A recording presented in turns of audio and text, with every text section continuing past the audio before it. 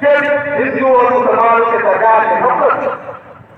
अगर जहां इसके हाथ जाते हैं वो किसी तरह का बात पर योगी जी की सरकार ने ऐसा सख्त आदेश दिया, लॉकडाउन का हवाला देकर, कोविड-19 का हवाला देकर ऐसा सख्त दिया।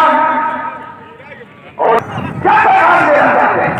क्या आप सिर्फ बच्चों को बंधन बनाने वालों के मुख्यमंत्री है या आप उत्तर प्रदेश के मुख्यमंत्री है?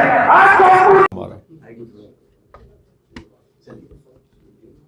चलिए सर, उत्तर प्रदेश में जो है वो चुनाव का समय आ गया है, आप भी आ गए हैं मैदान में और कल आपने अयोध्या से शुरुआत की, फैजाबाद से या सुल्तानपुर रुदौली से पूरा जी। हाँ, तो नहीं, पूरी कोशिश यही है कि उत्तर प्रदेश के चुनाव से पहले जहाँ जहाँ हमारा संगठन मजबूत हो चुका है वहाँ पर हम जा रहे हैं, हमारे संगठन के ज़िम्मेदारों से मुलाकात कर रहे हैं, जनता से मुलाकात कर रहे हैं और ये सब चुनाव के लिए हम तैयारी कर रहे हैं ताकि चुनाव में अच्छा नतीजा आए, जनता का हमको साथ मिले, उनकी दुआएं हमको साथ मिले, ये पूरी कोशिश हम कर रहे हैं। सर, मुस्लिम वर्ग जो है वो इस समय समझ नहीं पा रहा है कि वो वोट किसको दे। नहीं, वो वोट इस बार इंशाअल्लाह ताला हमको यकीन है कि एमआईएम पार्टी को देगा, इसलिए कि वो जान चुका है कि ये जिनको वोट देते हैं वो सिर्फ वोट लेते हैं, वो नेता नहीं बनाते, वो उनको लीडर नहीं बनाते, ना उनकी कोई इज्जत होती है पार्टी में। तो इसीलिए और बीजेपी को लोग रोक नहीं पा रहे हैं। तो मुसलमानों में एक बड़ी टर्निंग है, एक टर्निंग है, डिज़ायर है कि भाई जब हर समाज का एक नेता है, उनकी पॉलिटिकल लीडरशिप है और उससे उस समाज को फ़ायदा हो रहा है, तो मुस्लिम समाज में एक तब्दीली आई है। वो देख रहे हैं कि नहीं भाई हमको भी अपनी लीडरशिप बनाना पड़ेगा ताकि हमारे जो प्रॉब्लम्स है, चाहे एजुकेशन का हो, इकनॉमिक हो, हिस्सेदारी की बात हम कर रहे हैं, वो हिस्सा भी आपका मिलना चाहिए। तो ये बहुत बड़ा चेंज है। सर, सपा के एक विधायक हैं इमरान सोलंकी जी, उनका मानना है कि विधानसभा में जो है वो एक नमाज हाउस बनना चाहिए। तो देखिए, ये सुनिए सुनिए मुसलमान आप सुनिए, हम समझ गए। ये जनाब को ये बात बताना चाहिए उत्तर प्रदेश के मुसलमानों को कि अखिलेश यादव के दौर में मुजफ्फरनगर का जो कांड हुआ था, 50,000 मुसलमान अपना घर छोड़कर चले गए। कितने मुसलमान अपने घरों को वापस गए? कितनी मस्जिदें वीरान पड़ी है वहाँ पर? इनको शर्म भी आती है इस तरह की बात करने के लिए। वो मस्जिदें जो वीरान पड़ी है मुजफ्फरनगर में, उसका बात करिए, जाइए नमाज पढ़िए आप वहाँ पर।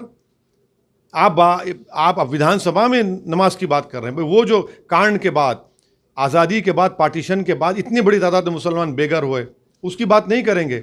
बाराबंकी में मस्जिद शहीद कर दिए, जाइए बात करिए बाराबंकी की। तीसरी बात यह है कि आप ही का एमएलए यहाँ का सुल्तानपुर का, वो बीजेपी के वक्फ बोर्ड के चेयरमैन की सपोर्ट करता है और समाजवादी पार्टी बाबरी मस्जिद का जो क्रिमिनल केस का जजमेंट आता है उसका वेलकम करती है। ये नाटक कर रहे हैं क्या? ये देख नहीं रहे लोग? जनता नहीं देख रही है इनकी इन तमाम जो जोकरपन की हरकतें कर रहे हैं? सर, ये बताइए, यूपी में अपनी सरकार बनाने के लिए आप किस किस पार्टी के साथ मिल सकते हैं? देखिए, हम अभी राजभर साहब के संकल्प मोर्चा के साथ हैं। 100 सीटों पर शौकत साहब हमारे जो प्रेसिडेंट हैं वो तैयारी कर रहे हैं और ये आगे बढ़ेंगे इंशाल्लाह। चुनाव मुद्दा क्या होगा? आप आए हैं सर यूपी में। नहीं, चुनाव के बहुत से मुद्दे हैं। योगी आदित्यनाथ के मिस गवर्नेंस, कोविड की सेकेंड वेव में योगी आदित्यनाथ की सरकार कहीं पर नज़र नहीं आई। अनएम्प्लॉयमेंट नौजवानों का बहुत ज़्यादा बढ़ चुका है। गवर्नेंस नाम की चीज़ नहीं है। मुसलमान परेशान हैं। आए दिन लिंचिंग होता है। कानपुर का लेटेस्ट वाक़या है। मुस्लिम पॉलिटिकल लीडरशिप बिल्कुल ख़त्म होकर रह गई, है ही नहीं, कभी यहाँ थी नहीं। तो ये मुद्दे हैं और जो वंचित समाज है उन सब को साथ लेकर हम लोग आगे बढ़ रहे हैं। बस नमाज पढ़ना नहीं।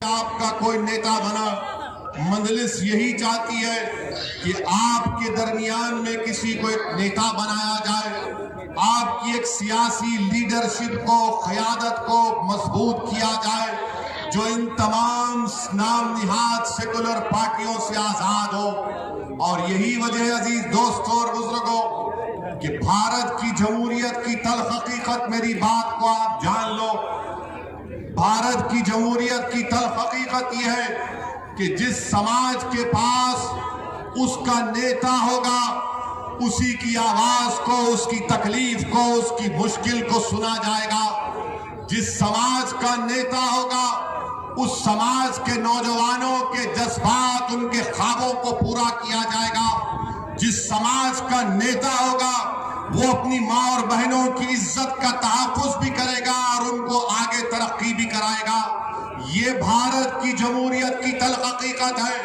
अगर किसी समाज का कोई नेता नहीं है, कोई सियासी ताकत नहीं है, तो हकीकत यह है कि उस समाज का नाम मुसलमान है, जिसके पास ना उनका कोई नेता है, ना उनके पास अपनी कोई सियासी क़यादत है।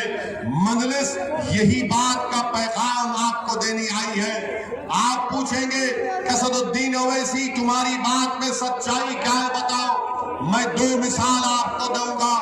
हालिया 1 महीना पहले भारत के प्रधानमंत्री ने अपने मंत्रिमंडल में तब्दीली लाई और उत्तर प्रदेश से अनुप्रिया पटेल को मिनिस्टर बनाया।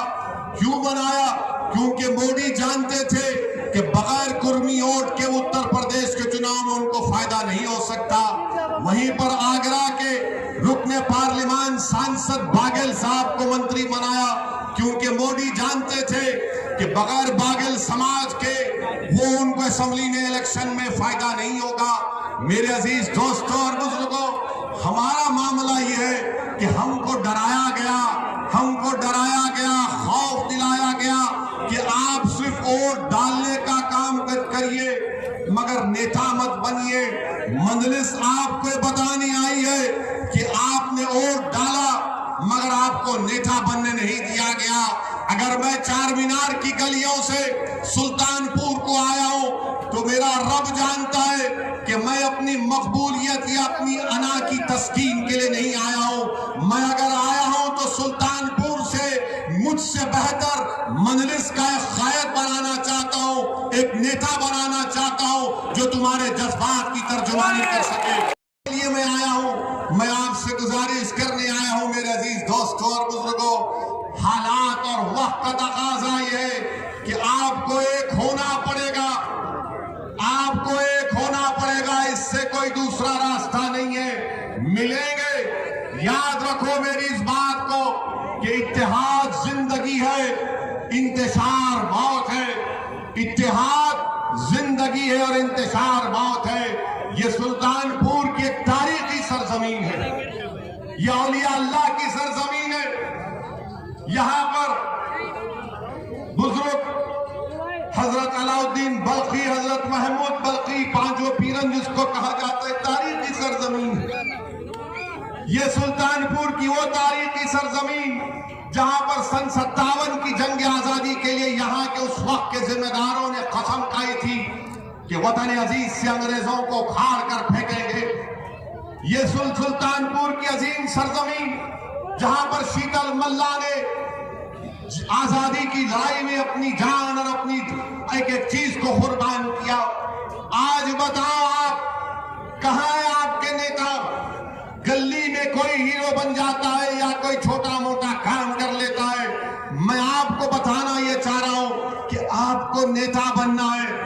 आप बरसों सिर्फ वोट डालते गए, कभी आपने कांग्रेस को वोट दिया, तो कभी आपने बीएसपी को वोट दिया, तो कभी आपने समाजवादी को वोट दिया। मैं आपको ये बताने आया हूं कि क्या कभी आपने अपने आप को वोट दिया? क्या तुमने कभी अपने आप को कामयाब करने के लिए वोट दिया? तुमने गैरों को कामयाब किया, तुमने अपनों से दामन को छुड़ा दिया। आज ओवैसी तुम्हारे दरमियान में आया है। मैं तुम्हारा भाई भी हूं, तुम्हारा बेटा भी हूं, मैं तुम्हारा चाहने वाला भी हूं और मैं एक इंसान हूं। यकीनन मुझ में कई कमजोरियां होंगी, मगर मेरा दिल धड़कता है तो मजलूमों के लिए मुझे गुस्सा आता है जुल्म को देखकर। मैं जुल्म को बर्दाश्त नहीं कर सकता, मैं नाइंसाफी को बर्दाश्त नहीं कर सकता। इसीलिए मंजलिस के मुखालिफिन कहते हैं कि असदुद्दीन ओवैसी की जबान कड़वी है। अरे जबान कड़वी की अगर है तो इसका जिम्मेदार तुम्हारी नाइंसाफी है। तुमने 60 साल से हमारा वोट लिया, बल्कि तुमने वोट नहीं लिया, हमारा खून चूस लिया। तुमने हमारा वोट लिया मगर हमारे नौजवान नस्लों को बर्बाद कर दिया। तुमने हमसे वोट तो ले लिया मगर गरीबी हमारा मुकद्दर बनाकर रख दिया। तुमने हमारा वोट तो लिया, हमारे बच्चे और बच्चियों को स्कूल से महरूम कर दिया। तुमने वोट तो लिया और हमारे नौजवानों को जेल में डालकर सड़ा दिया गया। बताओ, ये जब आवाज उठती है, ये जब सवालात उठते हैं, चाहे कांग्रेस हो, समाजवादी हो, बीएसपी हो या बीजेपी हो, कहते हैं कि देखो ये किस जबान में बात कर रहा है। अरे मैं संविधान की जबान में बात कर रहा हूं, वो संविधान जिसको बाबा साहेब अम्बेडकर ने बनाया था। बाबा साहेब अम्बेडकर ने संविधान बनाकर कमजोर तबकात को, वंचित समाज को कहा कि हमने संविधान बना दिया, अब हम तुमको हथियार देकर जा रहे हैं। बाबा साहेब ने कहा कि हम तुमको हथियार देकर जा रहे हैं। वो क्या हथियार था? वो हथियार था आपका वोट। मगर जालिमों ने हथियार को हथियार नहीं बनने दिया, बल्कि आपको कहा कि अगर तुम इस हथियार को इस्तेमाल करोगे तो तुम खत्म हो जाओगे। मैं आपको यही याद दिलाने आया हूं, ये वोट आपका हथियार है। जमहूरियत में वोट आपका हथियार है। जिसको चाहे आप जमीन पर सुला सकते हैं, जिसको चाहे आप कुर्सी पर बिठा सकते हैं, मगर अब की बार इंशाअल्लाह ताला आपको मंजलिस के उम्मीदवार को कामयाब करना है। लोग हमारे मंजलिस के मुखालिफिन कहते हैं असदुद्दीन ओवैसी जज्बाती तकरीर करता, तो आप क्यों नहीं करते? कौन रोका आपको? जज्बात में कौन आता है मालूम आपको? जज्बात में वो आता है जो जुल्म को देखता है, जज्बात में वो आता है जो नाइंसाफी को देखता है, जज्बात में वो आता है जिसके दिल में एक तड़प होती है कि मुझे हिस्सा मिलना चाहिए, जज्बात में वो आता है जिसमें एक तड़प होती है कि मुझे अपना मुकाम मिलना चाहिए, जज्बात में वो आता है जो किसी को देखता है कि नहीं मुझे भी आसमानों को छूना है, मैं जमीन पर नहीं रहना चाहता हूं। जो लोग जज्बात में नहीं आते वो मुर्दार के मुर्दा कहने के लायक है। इसीलिए मेरे अजीज दोस्तों और बुजुर्गों, जज्बात को जमहूरियत में संविधान की 4 दीवारी में रहकर हमको अपने ख्वाबों को पूरा करना। आज मैं आप लोग के हाथ जोड़ के निवेदन करता हूँ, अगर आप लोगों ने साथ दिया बीजेपी डी का जो टैक्स चल रहा है